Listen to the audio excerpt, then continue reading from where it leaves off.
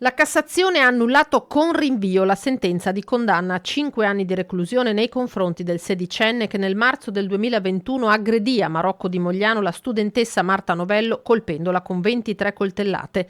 Il processo in Corte d'Appello andrà quindi ripetuto di fronte a una sezione diversa da quella che si è già espressa e tenendo conto dei principi di diritto a cui dovrà ora attenersi il giudice del rinvio.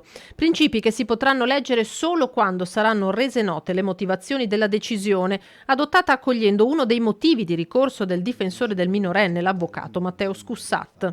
Posso dire che ho sollevato delle criticità della sentenza in punto di accertamento dell'imputabilità, cioè della capacità di intendere e di volere, e di verifica di presupposti per la sospensione del processo con la messa alla prova.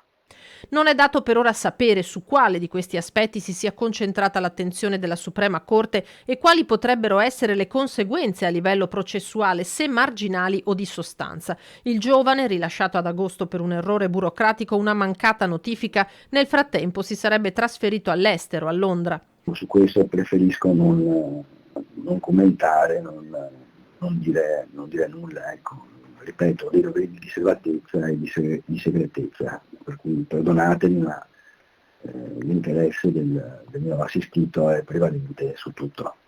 Sono indubbiamente sorpreso, commenta l'avvocato della famiglia Novello Alberto Barbaro, ma dobbiamo capire esattamente in cosa consista questo annullamento. Ogni valutazione va rinviata alla lettura delle motivazioni. La nuova udienza in Corte d'Appello verrà fissata nei primi mesi del 2023.